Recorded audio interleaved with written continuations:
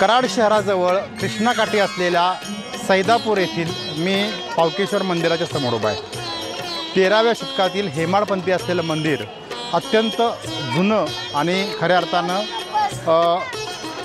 भगवानांचं म्हणजे शंकराचं आराध्य दैवत असलेलं हे पावकेश्वर मंदिर।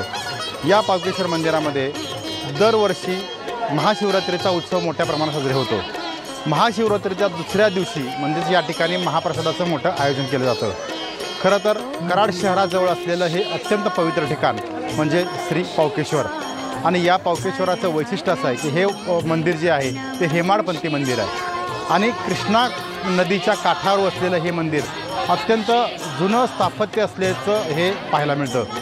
खरं तर श्री पावकेश्वराचं मंदिर या ठिकाणचा दर्शन घेण्यासाठी महाप्रसाद घेण्यासाठी हजारो भाविकांची या ठिकाणी गर्दी होत असते। आज महाशिवरात्रीच्या दुसऱ्या दिवशी या ठिकाणी मोठी भाविकांनी गर्दी केलेली आहे।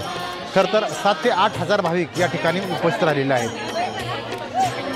कराड नगरीच्या शेजारी असलेलं सैदापूर गावच्या हद्दीत असलेलं हे पावकेश्वर मंदिर या मंदिरामध्ये अत्यंत चांगल्या पद्धतीनं सर्व विधिवत पूजा देखील दररोज केली जाते। या पावकेश्वर मंदिराचं खास वैशिष्ट्य असं आहे की दर सोमवारी या ठिकाणी मोठ्या प्रमाणात आरती होते। याचबरोबर या ठिकाणी नित्यसेवा नित्यपूजा या ठिकाणी केली जाते। सैदापूर तालुका कराड येथील हे क्षेत्र महाराष्ट्रातील भाविकांचं नक्कीच आराध्य दैवत आहे। विका भोसले, सैदापूर, कराड।